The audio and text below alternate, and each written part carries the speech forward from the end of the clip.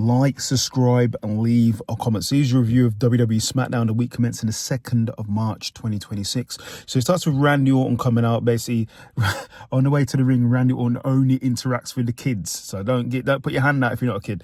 And then basically he said he's happy to be going to WrestleMania and be in the main event, proud to earn it and be in the position that he is.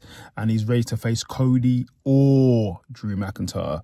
Then what that Trick William comes out, basically calls out Randy for saying he's not 6'5", and for beating him, for winning in the Elimination Chamber, but he gets hit with an RKO, and that's it, I'm afraid.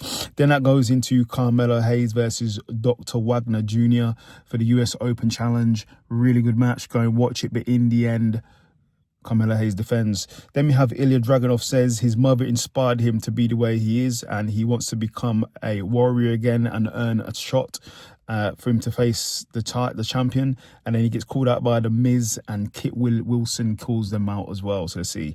Then we have Damian Priest and R-Truth are going to be a tag team.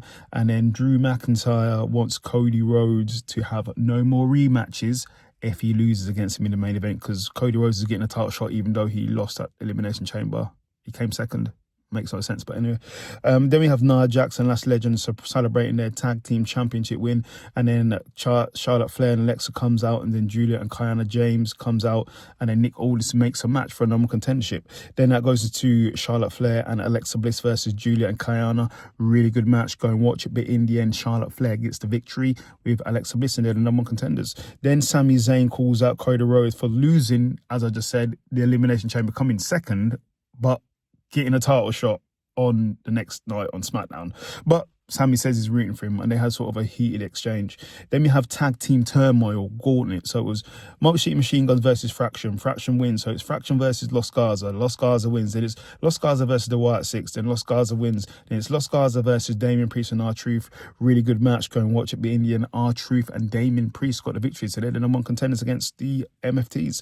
Then we have Randy Orton tell Sami Zayn something he needs to be a bit more selfish about his career if he wants to be the world champion, and he needs to start listening to the voices. That's when Aleister Black says some words to Sami Zayn. I think we know where we're going. Then Rhea Ripley confronts Jade Cargill. Jade says she respects her, she respects everything she's done, but she's not really impressed with Rhea Ripley. And then Rhea Ripley gives Jade Cargill props, but says basically Rhea Ripley's body's meant for fighting, her body's meant for show. So we'll see. Then Johnny Gargano he wakes up out of his trance and calls for a fight. Who does he get? Oba Femi. So then it's Oba Femi versus Johnny Gargano. Oba obviously wins in a squash match. Then Jade Cargill has some words for Mia Chin. And then Dan Houser wants to be mentored. And then Nick Aldis gives his mentor as The Miz. Then in the main event is Drew McIntyre versus Cody Rhodes for the WWE Undisputed Championship. Really good match. Go and watch it. There was a bit of interference from Jacob Fatu, but in the end, shockingly, Cody Rhodes is your new world champion. Wow. I'm speechless. Congratulations to him, though.